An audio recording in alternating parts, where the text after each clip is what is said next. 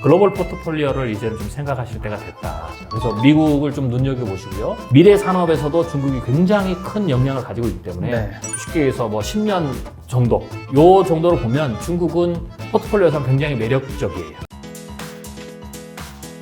오늘의 주제는 미래학자의 투자편입니다. 요즘은 해외 주식도 쉽게 할 수 있는 세상입니다. 그럼요. 네. 뭔가 어쨌든 이 위기를 가장 먼저 돌파할 거는 네. 박사님 얘기 들어보니까 미국일 것 같고, 미국은 또 선진국이고, 그렇죠. 미국은 또 세계의 통화도 가지고 있고, 네. 미국 주식을 좀 한국 주식보다 늘리는 것 전략들이 좀 필요할 수 있겠네요. 네. 이제 우리 개인들이 꼭 한국 주식만 살 수 있는 시대는 지났어요. 그쵸. 미국도 사고 다 할 수 있어요. 그러니까 제가 이제 권해드리는 것은 네. 뭐 우리 국가가 경쟁력이 좀 떨어지고 좀 아쉽지만 그래도 투자 입장에서는 글로벌 포트폴리오를 이제는 좀 생각하실 때가 됐다.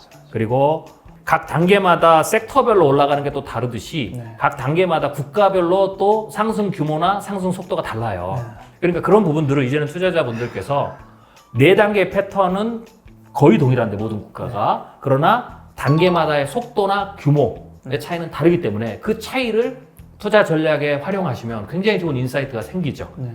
그리고 포트폴리오를 그렇게 조절하실 수가 있어요. 네. 그래서 어쩌든지 간에 2008년도 그랬고 가장 많이 상승하고 가장 빨리 경제가 회복되는 것은 미국이죠. 어쩔 수가 없어요. 제일 일기주 통하고 실제로 미국 경제가 꽤 크고 규모 자체로도 굉장히 크기 때문에 3, 40년 후는 모르겠어요. 그러나 이번은 분명합니다. 그래서 미국을 좀 눈여겨보시고요. 그 다음에 중국 같은 경우에도 네. 여러 가지 변수가 있어요. 최대의 변수는 중국의 상업 영역의 금융위기인데 그럼에도 불구하고 제가 중국은 장기적으로는 쉽게 해서 뭐 10년 정도 요 정도로 보면 중국은 포트폴리오상 굉장히 매력적이에요.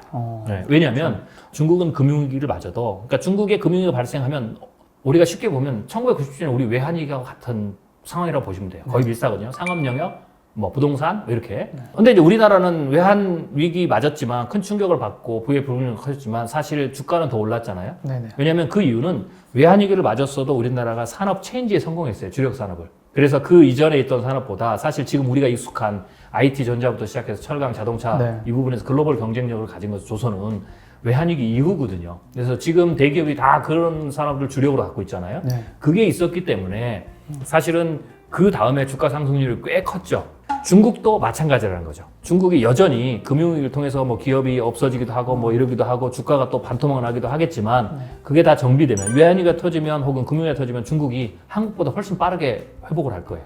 그리고 나서 그 다음부터는 부동산도 조정되지만 중국은 여전히 한국이 지금 하고 있는 산업을 글로벌 시장에서 여전히 주력으로 더 크게 시장을 끌어가고 또 미국이 앞으로 주력으로 생각하고 있는 2025년 이후에 미래 산업에서도 중국이 굉장히 큰 영향을 가지고 있기 때문에 네. 중국은 역사상 최고 전고점이 6천 부근이잖아요. 지금 그 절반 통해서 계속 못 올라가는데 이게 이제 해소되고 그 다음에 금융위기 국면도 어느 정도 지나가고 그러면 중국은 12,000 포인트 갑니다. 장기적으로 보면 중국이라는 포트폴리오도 생각해 보실 필요가 있고요. 단 유럽은 한국과 비슷하게 생각하시면 돼요. 유럽의 주식은 1, 2단계는 어느 정도 우리가 비슷하겠지만 한국이 3단계가 그 4단계의 3차 상승이 다른 나라보다 적었던 이유는 결국은 국가의 펀더멘탈, 기업의 펀더멘탈 차이가 있기 때문에 나타났듯이 유럽도 중국이나 미국에 비해서는 펀더멘탈이 약하거든요. 그 약하다는 이유가 실제로 2008년 금융위기를 벗어나는 기간도 미국이 한 2배 걸렸고 네. 이번도 역시 충격도 크고 2배 걸릴 거고 그리고 유럽이 미국보다 훨씬 더 고령화 사회고 뭐 이런 것들이 있죠. 네. 그렇기 때문에 단일 통화 국가권으로는 굉장히 크지만 그래도 그와 비슷한 규모로 미국, 중국, 유럽으로 본다면 유럽이 사실은 가장 위크하고 가장 속도가 느린 그런 부분이죠. 그래서 포트폴리오를 좀 나눌 때 그렇게 보시면 좋고요. 신흥국 같은 경우는 금융위기를 다 거쳐갈 거예요. 그리고 나면 다시 국가에 따라서는 제조업이나 또 원자재와 관련된 국가들은 반등을 하겠죠. 알겠습니다. 어쨌든 그러면 이렇게 지금 변동성이 굉장히 심한 상황일 수 있는 거잖아요. 네네. 이런 상황에서 수익을 내려면 어떻게 해야 됩니까? 일단 개인 투자자 입장에서 제가 말씀을 네. 좀 드릴게요. 개인 투자자는 아무래도 정보력도 좀 약하고 그쵸. 그리고 뭐 시장을 영향을 줄 수 있는 힘도 좀 약하잖아요. 그쵸. 그래서 이렇게 변동성이 큰 장에서는 일단은 큰 흐름으로 투자하시는 게 좋아요. 거시적인 정보를 얻는 것도 상당히 힘들지만 오히려 더 미시적으로 들어가면 더 힘들거든요. 완전히 경제가 클로즈 됐다가 이제는 리바운드를 해서 어쩌든지 지표가 나올 거거든요. 네. 그리고 그게 2차 유행 전까지는 계속 반영이 되겠죠. 그런 어떤 변화들 혹은 제가 말씀드린 여러 가지 시나리오들 다시 재활화할 수 있는 이런 큰 흐름을 가지고 투자 전략을 세우시는 게 좋죠. 즉 단타를 많이 하시지 말라는 부탁이고요. 그 다음에 또 하나는 조금 더 공부를 하신다면 네. 변동성 자체도 작은 변동성이 있고 큰 변동성이 있거든요. 네. 그래서 그 부분들을 공부를 하신다면 변동성을 이용하신다면 작은 것보다는 좀 큰 흐름, 이렇게 쭉 올랐다가 다시 내려갔다가 뭐 이런 네. 부분이고요. 그것도 저것도 아니면 어차피 이 과정을 우여곡절을 다 겪어도 네.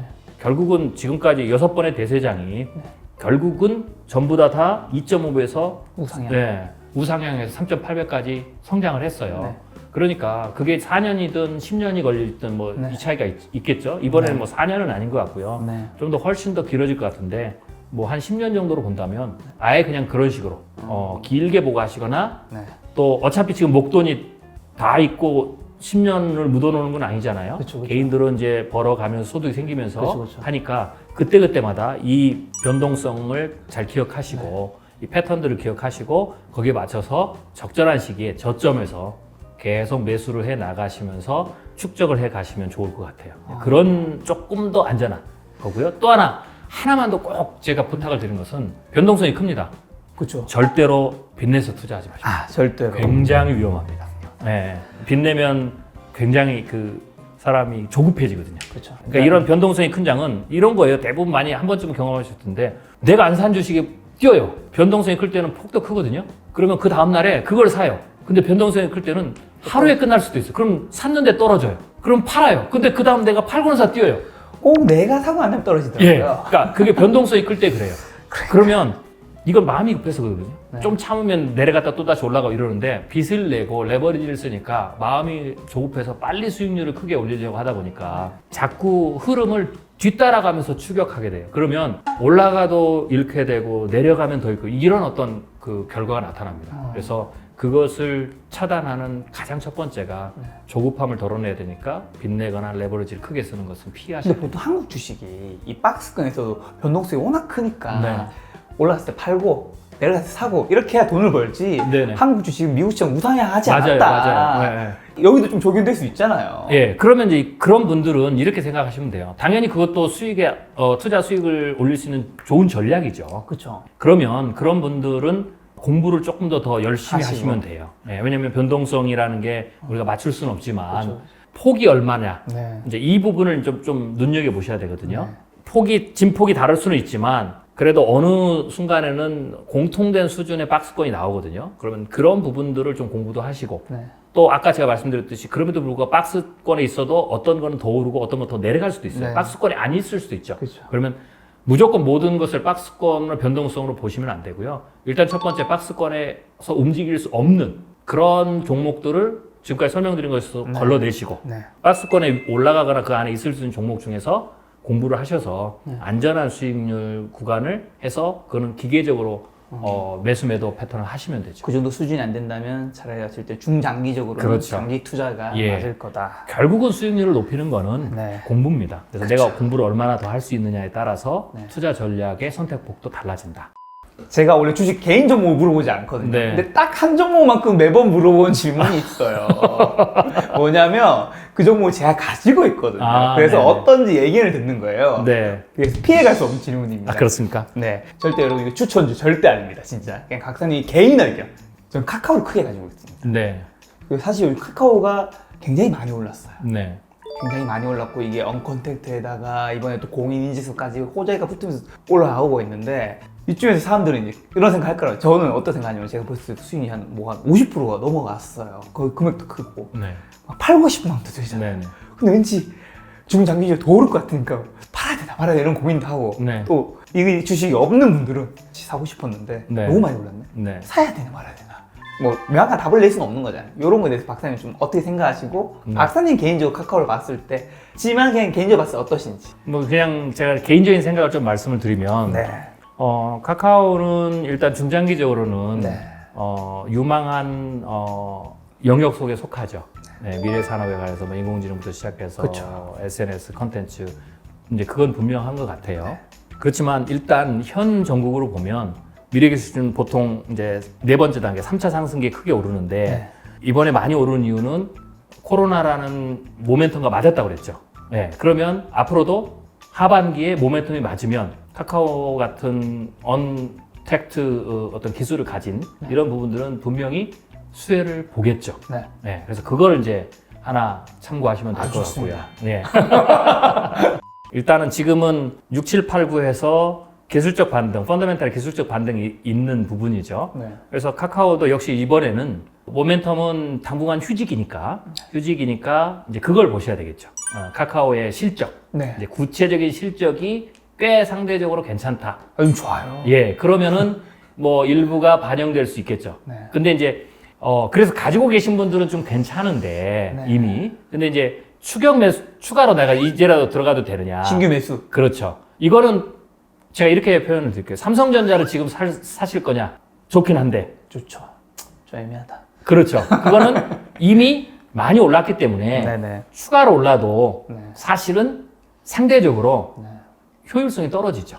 그나마 안 떨어지면 어떤 건 떨어지기도 하겠지만 그거에 비하면 굉장히 좋겠지만 방어력은 뛰어나겠지만 네. 큰 수익은 상승해도 올라가기 힘들다. 그렇기 때문에 내가 뭐 그 정도 수익이라도 괜찮다. 혹은 나는 방어적 측면에서 그렇죠. 이번 뭐 6, 7, 8을 나겠다. 이러면 괜찮지만 이게 이제 더 막 많이 오를 건가 이런 기대감은 조금 그쵸. 맞지 않다. 이렇게 이제 보면 될 것 같습니다. 그래서 그런 어떤 특수성 또 시대적인 어떤 그 상황 뭐 이렇게 보시면 될 것 같고요. 그리고 또 하나는 아까 말씀드렸지만 어쩌든지 간에 그 뒤에 조정이 되겠죠. 네. 그리고 난 다음에 기술주는 역시 전체적으로 봤을 때 이게 다 끝나고 위기 다 끝나고 모든 기업들이 기존 산업들이 정상적으로 올라온 이후에 그러면 이제 그게 왜 그러냐면 왜 네 번째 단계 3차 호황기가 가장 크냐면 그 다음부터 경제 호황기가 오는 거예요. 그 패턴하고 마저 떨어지기 때문에 그때 미래 산업은 기술주들은 그때 훨씬 더 크게 상승할 수 있죠. 그러니까 예를 들면 A가 기존 산업이고 B가 기술주 혹은 미래주인데 1, 2단계도 다 상승을 해요. 네. 그런데 1, 2단계는 대체적으로 이런 모멘텀을 맞은 그런 기술주 빼고 대체적으로는 전통 산업이 조금 더 많이 오르고요. 그리고 후반부에는 미래 산업이 더 많이 오르더라. 근데 이것도 사실은 포트폴리오 교체하는데 좋은 인사이트잖아요. 그렇죠. 그런 부분들을 잘 활용하시면 된다라는 거죠. 추가 수익률을 더 올리고 싶을 때 제가 우리 투자자분들한테 권해드리는 것은 무리하게 하지 마시고 내가 추가 수익률을 올리는데 레버리지라든지 뭐 빚내서 이런 거 안 하더라도 이런 어떤 각 장들의 특성 그리고 각 장들마다 이해할 만한 이유이기 때문에 그렇게 차이가 나기 때문에 그것만 차이 거기다가 이제 섹터별 차이죠. 그리고 국가별 차이, 속도, 규모 이런 것들만 잘 조합하셔도 안전한 수준에서 추가적 수익률을 더 높일 수 있는 포트폴리오를 시점에 맞춰 잘 교체하는 그것만으로도 굉장히 좋은 수익률을 내실 수 있습니다. 그래서 그렇게 접근하시는 게 훨씬 더 안전하다라고 보실 수가 있습니다. 하여튼 카카오에 대한 긍정적인 신호인 것 같네요. 2020년 가장 크게 반등한 업종을 고르는 또 세 가지 기준이 또 있다고 책에 있던데 보니까. 그거는 뭐 2020년이라기보다는 대폭락이 왔을 때에 생각해봐야 될 이제 그런 업종들이죠. 순서상. 뭐 한국의 사례를 제가 이 책에서 조금 다뤄봤는데요. 일단은 첫 번째, 사실 이게 이미 이제 대폭락 이후에 상당히 반등을 했기 때문에 사실 지금은 별로 의미가 없어요. 이미 지난 거니까. 그러나 제가 아까 말씀드린 2차가 왔을 때 또 선별 기준이죠. 그러면 첫 번째는 눈여겨볼 그룹은 위기에서 가장 큰 타격을 본 데죠. 그러니까 가장 많이 떨어졌겠죠. 근데 그 회사가 망하지 않는다면 그리고 거기에 국가가 반드시 그 회사를 중앙은행이든 정부든 어쩌든지 간에 구제를 해야 되는 영역에 속한 데가 있겠죠. 이런 데는 나중에 반등을 합니다. 많이 떨어졌기 때문에 수익률도 크겠죠. 산호화도 좋다 뭐 이런 신호이겠네요. 그렇죠. 대신 이제 전제는 꽤 많이 밑으로 내려왔을 때 예를 들면 미국의 항공주를 버릴 수가 없어요. 델타 항공이든 뭐 어디 항공이든 주일은 바뀔 수 있어도 항공 산업 자체가 없어질 수는 없죠. 근데 오렌 버핏은 팔았잖아요. 오렌 버핏은 장기 투자니까 우리가 좀 다르죠. 손해도 많고 또 들어가야 될 것도 많고 뭐 이러기 때문에 오렌 버핏이 앞으로 평생 안 산다 저는 그렇게도 안 봐요. 그렇지만 다음에 다시 항공주를 매입할 때는 오렌 버핏이 생각하는 어떤 투자 철학이나 주가 수익률이나 이런 걸 봤을 때 이렇게 손해보고 더 큰 리스크를 가지고 있는데 오렌 버핏도 투자자들이 있지 않습니까? 이거를 몇 년씩 뭐 한 6개월이가 3개월이 뭐 이건 괜찮지만 이게 몇 년씩 간다면 그걸 들고 있을 수 없겠죠. 그래서 워렌 버핏 일단 청산을 하는 거고요. 또 우리는 또 워렌 버핏의 투자 규모가 다르기 때문에 바닥에서 산다면 그거는 좀 눈여겨볼 만한 그게 첫 번째 여러분들이 이제 선택을 하실 때 네. 근데 조건이 분명히 있습니다. 크게 충격을 많이 받았지만 네. 반드시 정부가 구제해야 될 영역. 그래서 주의는 바뀔 수 있어도. 네. 그래서 이제 제가 여기서 그 부탁을 드리는 게 항공사 많잖아요. 정부가 다 살릴 거냐? 안 할 수 있어요. 네. 어떤 데는 파산할 수도 있고 어떤 데는 그렇죠. 합병할 수도 있죠. 그렇기 때문에 이런 유의 주식은 개별 기업을 사시면 안 돼요. 섹터를 하셔야 돼요. 왜냐? 항공사는 망해도 섹터는 살아있을 거 아니에요. 항공산업은 없애지 않으니까. 그게 이제 좀 더 크게 보면 이런 거예요. 중국에 금융위기가 왔어요. 네. 그러면 알리바바도 파산할 수 있어요. 네. 우리가 2008년 뭐 또 1997년 외환위기 때 대기업이 망한 줄 알았습니까? 그거 모르는 거예요. 그렇죠. 특히 중국은 워낙 또 회계에 대한 투명성이 약하기 때문에 네. 그래서 이렇게 불확실성이 큰 데는 개별 주식을 사시면 안 돼요. 아무리 그 기업이 잘 나가도. 대신 알리바바는 망해도 인터넷 섹터는 계속 살아있을 거 아니에요. 주의는 바뀌겠죠. 그렇죠. 그 회사가 망하면 다른 회사를 만들든지 다른 회사가 그 시장 갔든지. 그렇죠. 그러니까 이렇게 리스크가 있는 데는 파산했을 때 정부가 그 섹터를 버리지 않지만 기업 자체는 희비가 엇갈릴 수 있는 경우에는 아무리 정부가 살려도 회사가 없어지면 아무 소용 없지 않습니까? 네. 이런 경우에는 안전하게 섹터를 보셔라 라는 거죠. 네. 그게 대표적인 게 예를 들면 위기가 왔을 때 금융위죠. 결국은 2008년에도 그렇고 이번에도 그렇고 연준이 금융 섹터는 살리잖아요. 그렇죠. 예, 금융 회사들은 뭐 망하든 합병하든 어째 상관없이. 그래서 이번에도 우리가 많은 분들이 원유 ETN, ETF 하셨잖아요. 그건 굉장히 위험하다고 이미 다 알고 계시니까. 대신 원유 회사는 문제가 생겨도 에너지 섹터는 버릴 수 없는 거죠. 그렇죠. 살아있겠죠. 예, 그래서 훨씬 더 에너지 섹터가 반등도 좋았고 방어력도 좋았죠. 훨씬 안전했고. 그런 식으로 조금은 한 단계 좀 떨어져서 위험성을 줄이는 방향으로 가셔야 돼요. 대신 이 부분은 좀 어느 정도 그래도 장기 투자를 생각해야 되는 게 예를 들면 흔히 말하는 우리가 사실 가장 박살이 난 업종이 네. 관광산업 결국에 그렇죠. 항공 네. 그 다음에 호텔 뭐 여행 이런 쪽이잖아요. 이런 쪽은 사실 지금 단기간 아까 전에 말씀하셨다시피 2022년이 돼야지 비행기가 그렇죠. 뜰까 말까인 거잖아요. 네네. 그럼 뜰까 말까로 뜨더라도 사람들이 또 가는데도 시간이 걸릴 거고. 그렇죠. 그런데도 이제 조금 시차를 보시면 더 좋아요. 그럼 포트폴리오에서 수익률을 더 올릴 수 있죠. 왜냐하면 그렇죠. 곧바로 만약에 반등을 많이 할 수 있는 게 있고 네. 예를 들면 여행 같은 경우는 특히 장거리 노선 외국 여행 더 하겠죠. 네네. 그러면 일단은 그 섹터에 대해서 거기에 대해서 정부가 구제금융이 들어가면 그것만으로 어느 정도 반등을 해요. 예를 들면 1차 반등. 그 다음에 2차 반등은 그 업종들이 그 섹터가 실제로 돈을 벌어야 되잖아요. 네. 그러니까 만약에 반등을 했지만 최저점에서 반등을 했지만 앞으로 1년, 2년 후에나 그 섹터가 의미 있는 지표를 내놓을 수 있다. 그러면 그 다음 단계에서 느려지는 거예요. 각 단계마다 시차나 규모가 달라지죠. 그러니까 그런 어떤 시간차들을 잘 활용하시면 섹터에서도 갈 수 있으니까 저건 막 오를 것 같은데 빨리 들어가 이럴 필요가 없다는 거죠. 어떤 거는 그 특성에 따라서. 그래서 그런 부분을 좀 하시면 되고요. 두 번째. 두 번째로는 필수제입니다. 분명한 겁니다. 왜 먹고 사는데 꼭 필요한 거. 생필품이라든지 뭐 이런 부분들. 이런 부분들에 있어서 당연히 다음에 또 하락하면 눈여겨보시는 게 좋고요. 어떨 때는 이번 특별히 언택트 같은 경우에는 집안에 더 오래 있기 때문에 생활에 꼭 필요한 부분들은 더 많은 소비가 이루어졌죠. 그렇죠. 유통이 붕괴되지 않는 한. 뭐 이건 꼭 특정 기업이 아니라 뭐 오리온이라든가 농심에 이런 쪽에 속한 세트를 말씀하시는 거죠. 그렇죠. 예. 그래서 그것도 부자들이 말고 일반 서민들이 일반인들이 많이 소비하는 그런 어떤 품목들은 상당히 방어도 했고 오히려 더 많이 주가가 거꾸로 상승하기도 했죠. 그렇죠. 그래서 그런 부분들을 좀 눈여겨보시는 게 세 좋고요. 번째는요? 세 번째로는 당분간 앞으로 어쩌든지 간에 앞으로 2, 3년이라도 주력 사업이 뭐냐 한국에. 휴대폰? 반도체? 뭐 아무튼 제가 아니에요? 뭐 특별 아니 아무튼 뭐 여러분들 그렇게 생각하시면 제가 뭐 어떻게 특별하게 뭐라고 말씀드리기가 좀 그러니까. 아니, 방금 말씀하신 뉘앙스였잖아요. 그러니까 IT 전자 업종은 방어력이 굉장히 좋습니다. 여전히 물론 중국이 계속 추격해 와서 네. 중국이 계속 수요 시장을 내주고 있지만 네. 당장 뭐 2, 3년 안에 뭐 회사가 망할 수준은 아니고 혹은 심각한 수준의 어떤 매출 하락을 경험할 수준은 아니죠. 그래서 그런 부분들을 오히려 조금 눈여겨 보시는 게 좋습니다.